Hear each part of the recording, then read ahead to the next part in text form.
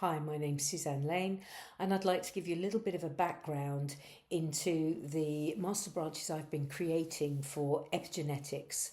I trained in the early 2000s as a kinesiologist. As part of that, one has to understand nutrition. I got terribly interested and started looking at functional biochemistry and trained with Astal Smith, really again from the early 2000s onwards. I've looked for this particular master branch, the first one I'm going to talk about, the brain chemicals, because it's a really good way of finding a trigger mechanism that you can use in a protocol to find out nutrients that you need to work on.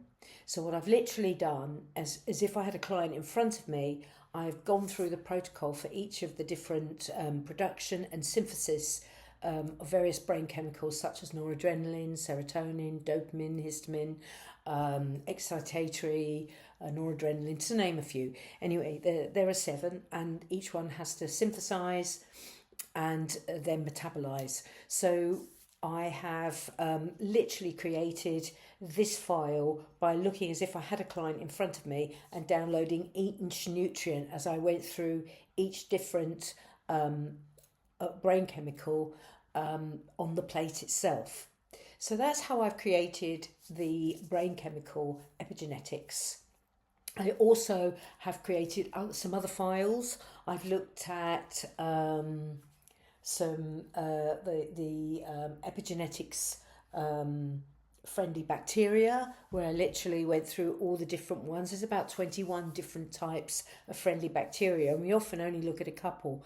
So I've downloaded every single one literally on the plate. I've also looked at a few other different things such as toxins, radiation, all the various different things that can cause problems within the body, from virus, post-virus, bacteria, and put on lots of different remedies, again on the plate, looking at each different one and things that I have discovered that have been very, very suitable and work really well with those.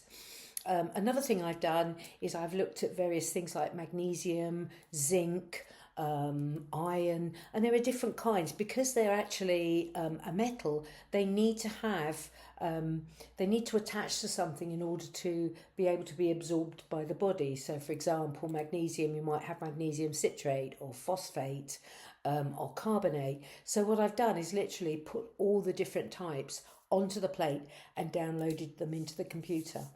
Anyway, I hope this gives you a bit of an insight on how I've been working, because all of the various different files that I create, I literally look at as if I'm a kinesiologist working on a client, and use the plate to carry whatever it is, whatever energy it is I'm trying to put forward.